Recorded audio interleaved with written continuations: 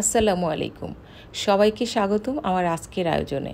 আজকে আমি বানাবো চিকেন শাসলিক। খুবই অল্প উপকরণে সহজেই আপনি তৈরি করে ফেলতে পারবেন এই চিকেন শাসলিক। এই রোজায় অথবা অতিথি আপ্যায়নে এটা হবে আপনার দারুণ একটা নাস্তা।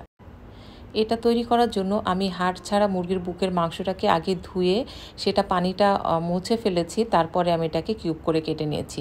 এটা খেয়াল রাখবেন এর মধ্যে যেন পানি না থাকে। এখন আমি একে একে এর মধ্যে অ্যাড করলাম আদা রসুনের পেস্ট, মরিচের গুঁড়া, হলুদের গুঁড়া, আর ধনিয়া, জিরা, আর এটার সাথে আরও দিয়ে দিচ্ছি গোলমরিচের গুঁড়া, আর এখানে পরিমাণ মতো লবণ দিয়ে দিলাম। সাথে দিয়ে দিচ্ছি সামান্য ভিনেগার আর সয়া সস। আমি কালারের জন্য এখানে কাশ্মীরি চিলি পাউডার ইউজ করেছি। এটা ঝাল লাগবে না, এটা সুন্দর কালার একটা আসবে এই শাসলিকে। এবার এই সমস্ত গুলো একসাথে সুন্দর করে মেখে নিচ্ছি। এই পর্যায়ে আমি এর মধ্যে দিয়ে দিলাম কিছুটা কর্নফ্লাওয়ার। আপনাদের কাছে কর্নফ্লাওয়ার না থাকলে আপনারা ময়দাও ইউজ করতে পারেন, ময়দা অথবা আটা। এটা দিয়ে সুন্দর করে আমি এটাকে মেখে রেখে দেব 15 থেকে 20 মিনিটের জন্য। আর এই শাসলিক বানানোর জন্য আমার কিছু সবজি লাগবে। আমি কিছুটা ক্যাপসিকাম, টমেটো এবং পেঁয়াজ চোখা করে কেটে রেখেছি। আমি ফিরে এলাম 15 মিনিট পরে।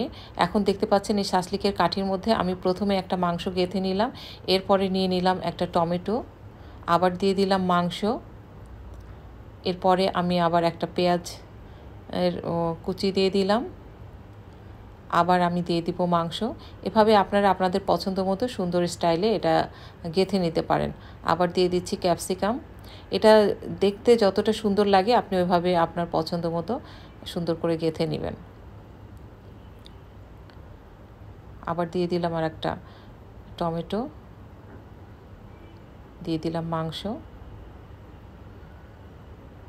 এবং লাস্টে দিয়ে দিলাম আর একটা ক্যাপসিকাম। তো দেখতে পাচ্ছেন কত সুন্দর দেখাচ্ছে।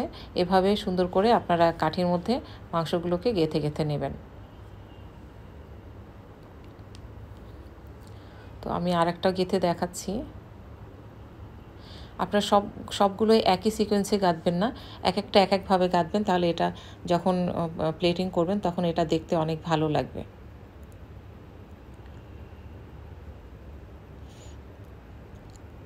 এক একটা কাঠির মধ্যে এক একটার কালারটা এক এক জায়গায় থাকবে, সেটা দেখতে অনেক ভালো লাগে।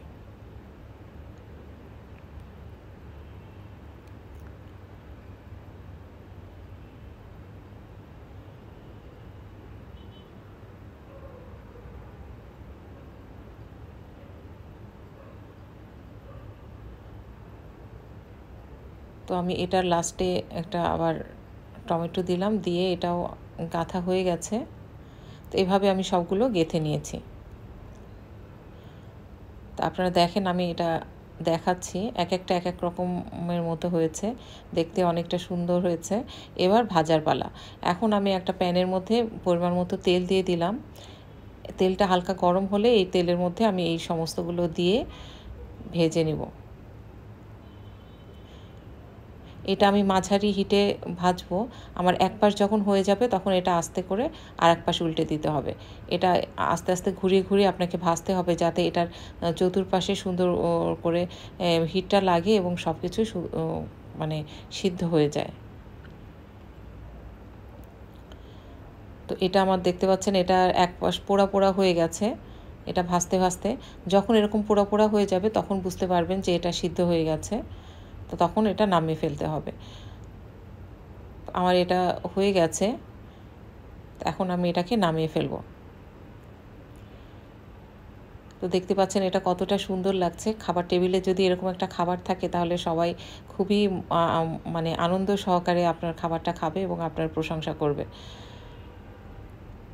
তো আমি একটা ভেঙে দেখাচ্ছি যে এটা সিদ্ধ হয়েছে কিনা। এটা পারফেক্টলি সিদ্ধ হয়েছে।